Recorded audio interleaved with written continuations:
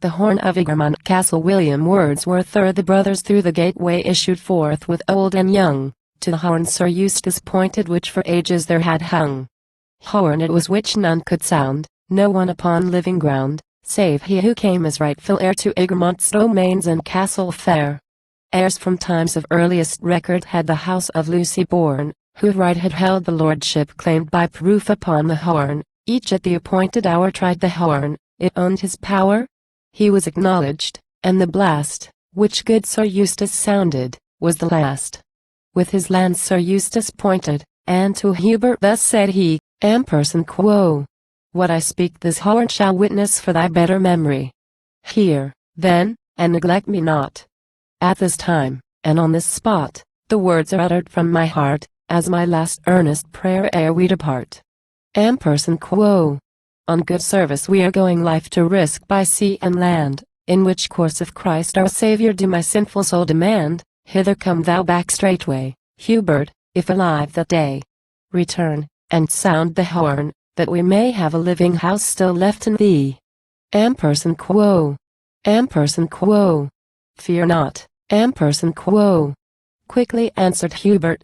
Amperson quo. As I am thy father's son, what thou askest, noble brother, with God's favor shall be done.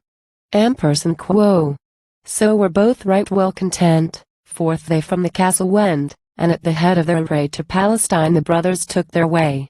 Side by side they fought. The Lucys were aligned for valour famed, and where'er their strokes alighted, there the Saracens were tamed. Whence, then, could it come, the thought by what evil spirit brought? Oh! Can a brave man wish to take his brother's life, for land's and castle's sake? Amperson quo. Sir. Amperson quo. The ruffians said to Hubert, Amperson quo. Deep he lies in Jordan flood. Amperson quo. Stricken by this ill assurance, pale and trembling Hubert stood. Amperson quo. Take your earnings. Amperson quo. Oh! That I could have seen my brother die. It was a pang that vexed him then, and oft returned, again, and yet again. Months passed on, and no Sir Eustace, nor of him were tidings heard. Wherefore, bold as day, the murderer back again to England steered. To his castle Hubert sped. Nothing has he now to dread.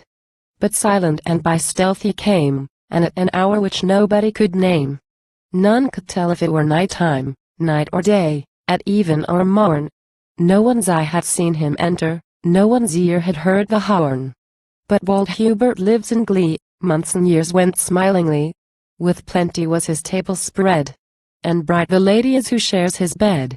Likewise he had sons and daughters, and, as good men do, he sate at his board by these surrounded, flourishing in fair state. And while thus in open day once he sate, as old books say, a blast was uttered from the horn, whereby the castle gate it hung forlorn. 'Tis the breath of good Sir Eustace. He is come to claim his right. Ancient castle, woods, and mountains hear the challenge with delight.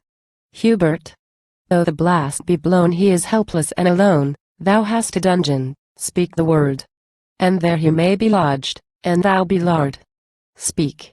Astounded Hubert cannot, and, if power to speak he had, all are daunted, all the household smitten to the heart, and said, 'Tis Sir Eustace. If it be living man, it must be he. Thus Hubert thought in his dismay, and by a postern gate he slunk away. Long, and long was he unheard of. To his brother then he came, made confession, asked forgiveness, asked it by a brother's name, and by all the saints in heaven. And of Eustace was forgiven. Then in a convent went to hide his melancholy head, and there he died. But Sir Eustace, whom good angels had preserved from murderers' hands, and from pagan chains had rescued, lived with honor on his lands. Sons he had, saw sons of theirs, and through ages, heirs of heirs, a long posterity renowned, sounded the horn which they alone could sound.